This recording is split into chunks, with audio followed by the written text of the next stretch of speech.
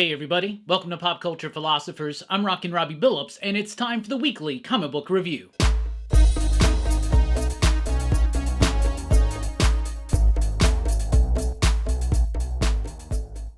That's right, everybody. Thanks for checking out the video. I am Rockin' Robbie Billups. This is the weekly comic book review. It's the show where I read a lot of comic books, and I let you know what I thought about them. And we always start with the pick of the week, and this week's pick of the week: The Incredible Hulk, issue number 1 from Marvel Comics. Now, this is a brand new direction, a brand new run, a fresh jumping on point for The Incredible Hulk. It's written by Philip Kennedy Johnson with artwork by Nick Klein and Matthew Wilson on the coloring. The art in this book, first of all, is absolutely fantastic.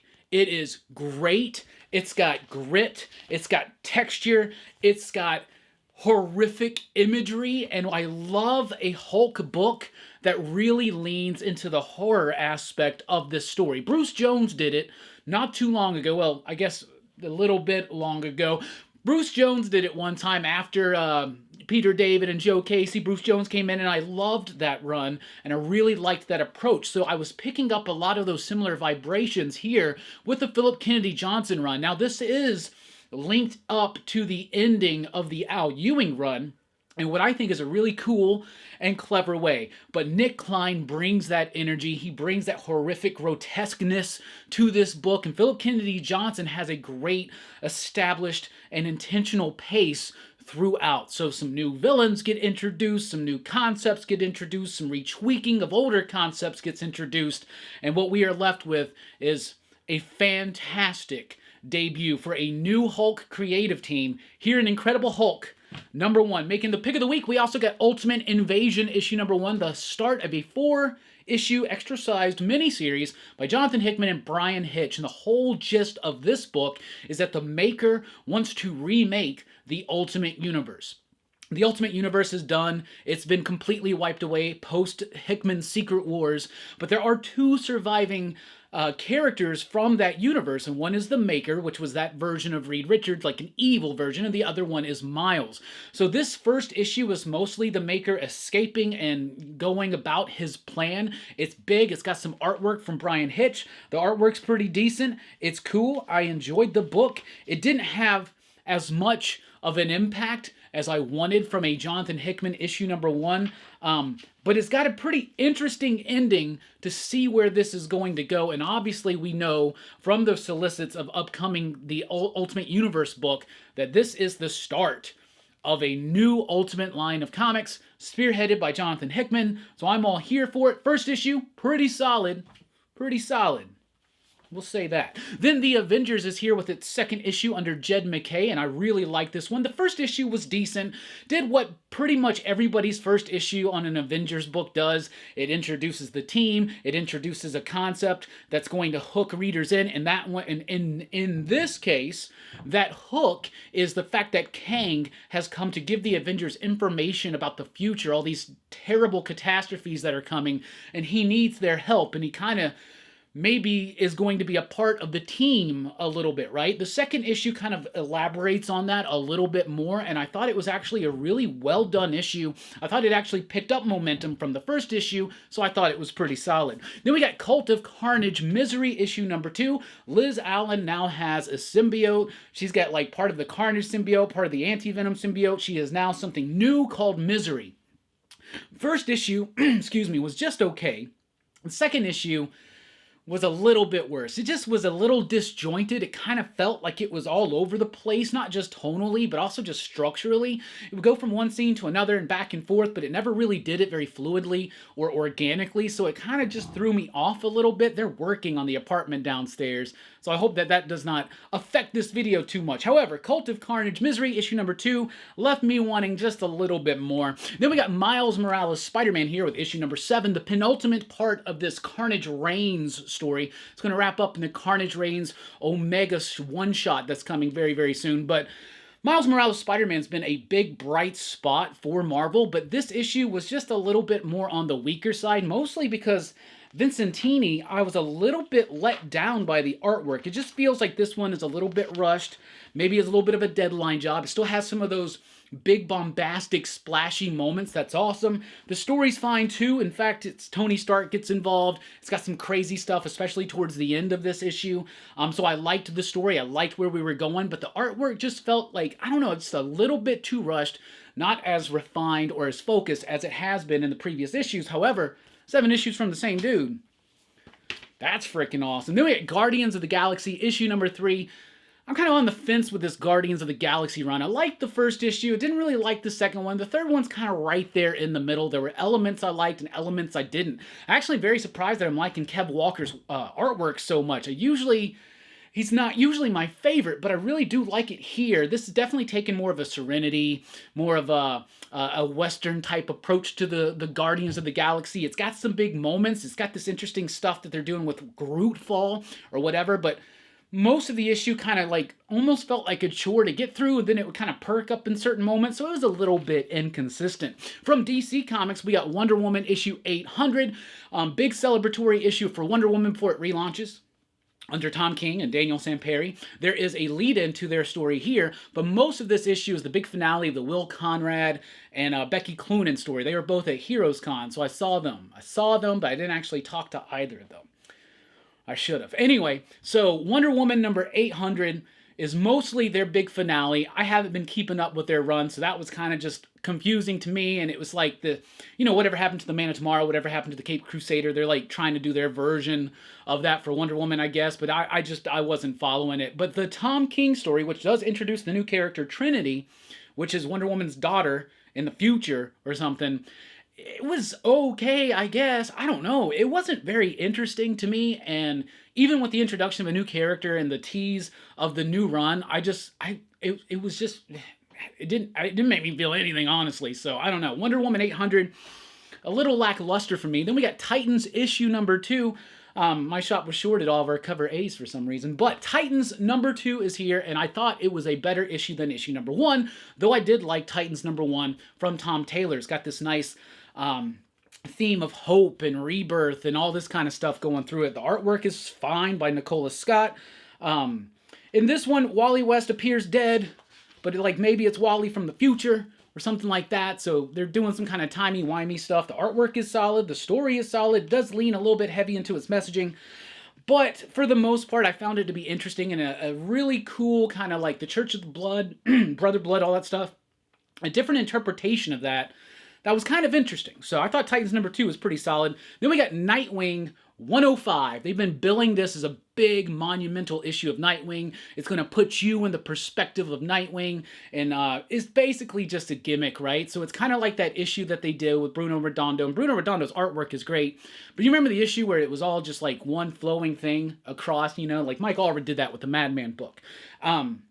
So that book was awesome, and it was really interesting, technically speaking, what they were doing. On this one, it doesn't feel as interesting, technically speaking. The whole thing is from Nightwing's perspective, so we're seeing through his eyes. So we're seeing him run around, jump around, but it's a lot of this kind of stuff, and honestly, it just didn't really make an exciting issue. It's just a lot of people running away, a lot of hands, a lot of oh, did you catch Nightwing in the mirror there? I don't know, there's some moments that rock. I mean, Bruno Redondo is a solid artist, but the story itself just wasn't that enticing, and it was just kind of okay. And I don't know, I mean, honestly, the perspective of how the story was told just kind of felt a little dull for me. Then we got Superman here with issue number 5. Loving this run on Superman by Joshua Williamson, Jamal Campbell. I think the artwork is great. I think the energy that this book shows is absolutely splendid and extraordinarily well done. Silver Banshee and Jimmy Olsen are an item now, so we find out why and how that happened, what's going on there, some really interesting stuff, and then a really great cliffhanger ending. But then we got Night Terrors coming, so it's going to be a few months until we get this resolved, and that's going to kind of suck. But what doesn't suck is having a Superman book. In fact, 2 Superman books. This and Action Comics.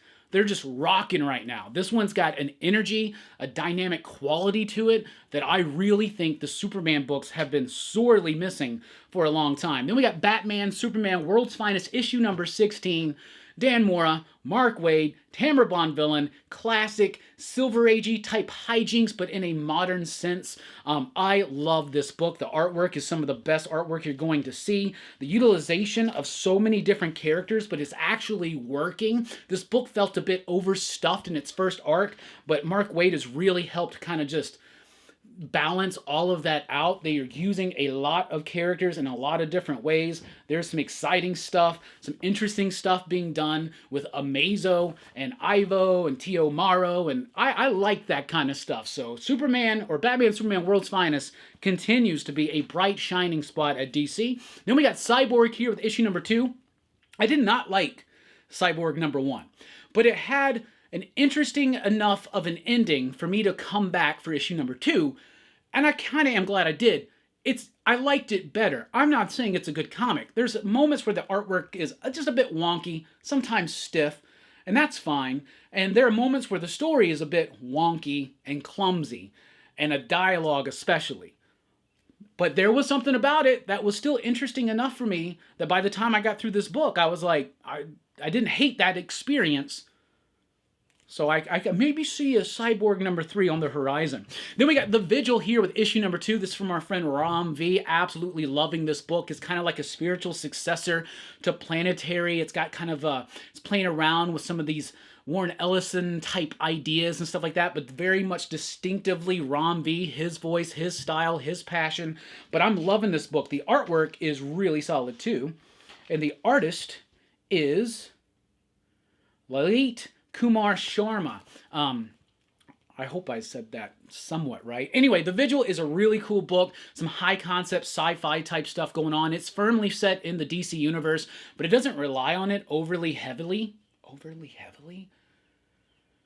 I don't think that's how I'm supposed to say that. Anyway, The Vigil is a really solid book. If you are fans of books like The Planetary, you will like this book, I think. It's about this group of like superpowered people that are based out of India, and their job and mission is to go around the world, find this dangerous technology and get it out of dangerous hands, or even good hands, and into their hands. But why? For what purpose? The mystery deepens. The Vigil, number 2, out this week. Then we got Batman White Knight Presents Generation Joker, issue number 2. This is written by Sean Gordon Murphy, Clay McCormack, Katana Collins, with artwork by Mirka Andolfo. Love the artwork here. Really cool to see Andolfo do something like this. I read her Sweet Paprika book, which I really liked. A completely different type of energy in that book, in the line work, but I think this works. This is a book that's focusing mostly on Harley and Joker's kids in this White Knight universe. The Joker is dead, but there's still this AI program, hologram thing that's running around trying to give them one last week with their dad, but then there's other villains that are in the mix as well. I really am having a lot of fun with the entire White Knight world, and Sean Murphy continues to pick really great talent to assist him in building out this world, and I'm all here for it. Let's jump over to Image. And from Image, we have the Bone Orchard Mythos Tenement number 1, the newest part of the Bone Orchard Mythos from Jeff Lemire, Andrea Sorrentino, and it was awesome. I really liked this issue.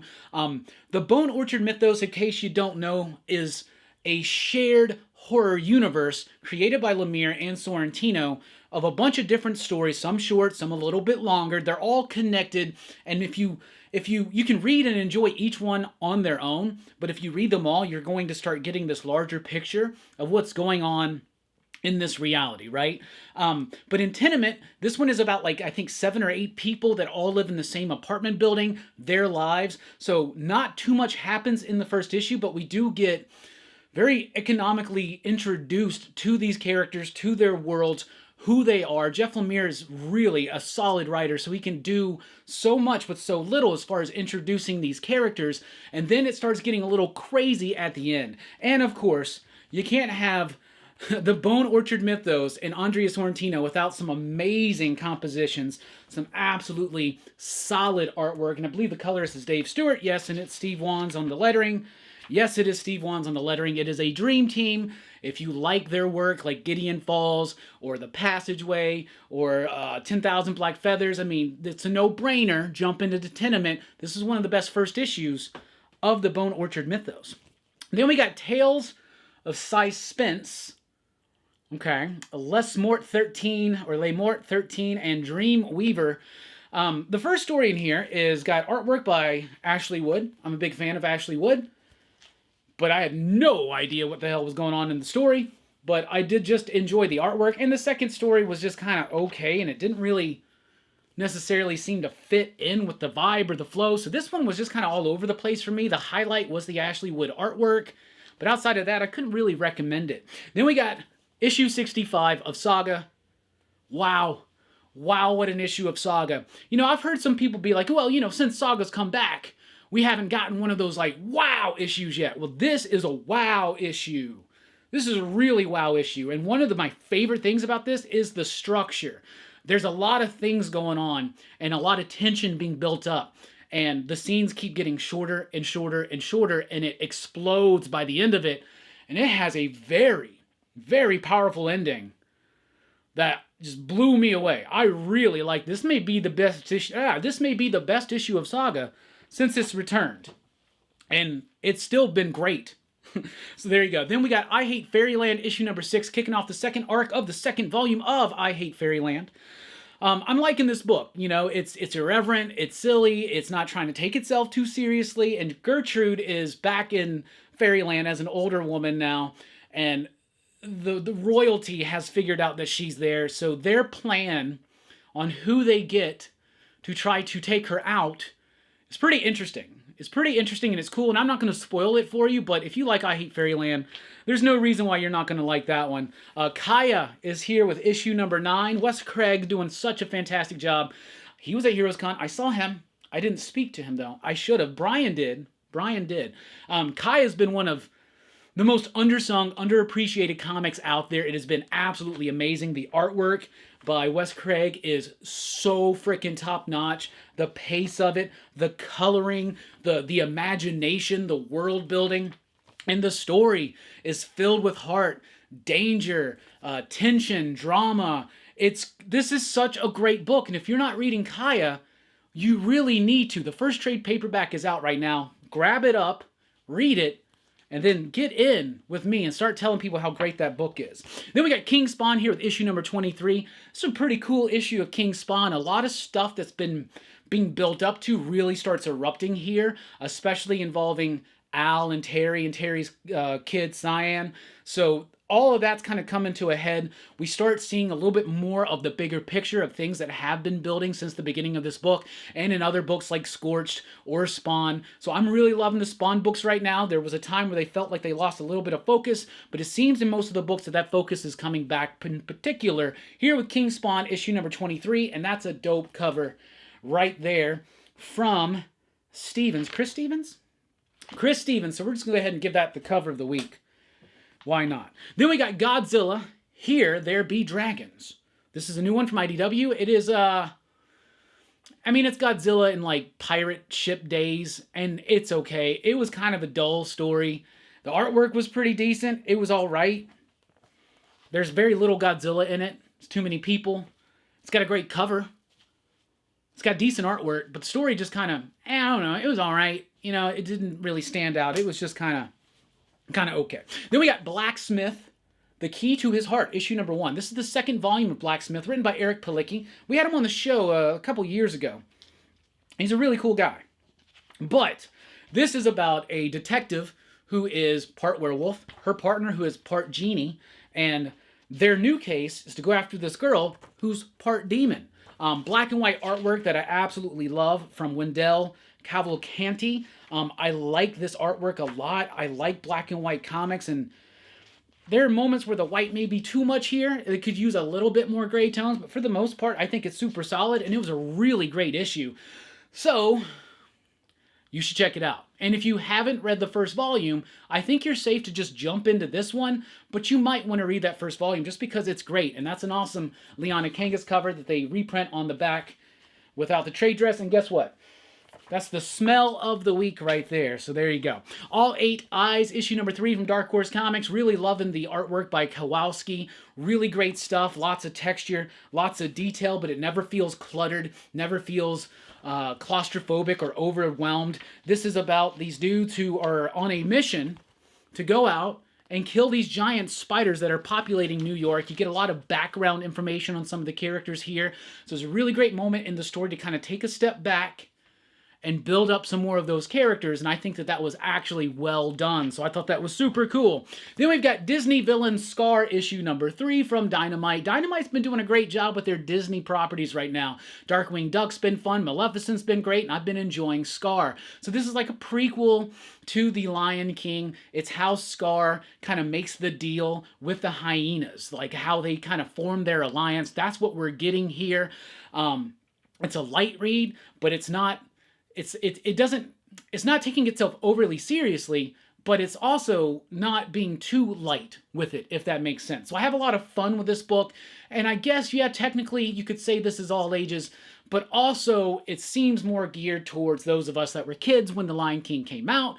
But I really like the explanation on how this alliance with the hyenas that Scar makes, how it happens, and the world around it. So, that's what I read, that's what I thought. What are you reading? What are you digging? Let us know in the comments down below. So, to recap, Scar has been pretty fun. All 8 Eyes, a really great issue that took a step back to build up some character. Blacksmith, The Key to His Heart, issue number 1, a solid debut for a second volume. Godzilla, Here There Be Dragons was just kind of okay. King Spawn is refocusing, and I'm really liking it. Kaya's one of the best comics out there that nobody talks about, and I appreciate it when you do. I Hate Fairyland's just big dumb fun. Saga, wow. A wow issue of Saga. Tales of Suspense. Yeah. Tenement was awesome, though. Tenement was great. Generation Joker continues to be great. The Vigil was really cool. Cyborg actually was impressing me, but I wouldn't say it was necessarily super good. World's Finest remains one of the brightest spots at DC. Superman, I'm so glad to have this book in existence. It's great. Nightwing, a little gimmicky, and kind of hurts because of that. I was really excited for Bruno Redondo to come back, but I don't know. Y'all let me know what y'all think. Titans, pretty solid second issue. What else we got? Wonder Woman 800 kind of left me wanting. Guardians of the Galaxy was a bit inconsistent. Parts I liked, parts I didn't. Miles Morales Spider-Man was a pretty solid penultimate issue of Carnage Reigns, but the artwork did feel a little bit more rushed, less refined. Cult of Carnage Misery was a big mix-match of all kinds of tones and structures, and I didn't really like it. The Avengers number 2, though, I thought was pretty solid. Ultimate Invasion didn't have the kick that I wanted in the first issue, but it was still pretty solid. But Incredible Hulk, number 1, by Philip Kennedy Johnson, Nick Klein, Matthew Wilson, and who's the letterer? I want to find out who this... Look at that art, y'all. It's freaking awesome. Who's the letterer in this book? Because the lettering's good, too. Almost felt like Clayton. Nope, it's not. Corey Pettit. VC's Corey Pettit. Loved the title treatment. Loved this issue. Truly a horrific, monstrous approach to the Incredible Hulk, which I like. So, yeah. What are you reading? What do you think? Let us know in the comments down below. Thank you so much for checking out this video. Be sure to like, share, and subscribe, and join us over at patreon.com/PCP if you want to help support this channel. I've been rocking Robbie Billups. Thanks for rocking with us. Keep on reading. Station. Pop, pop, boom!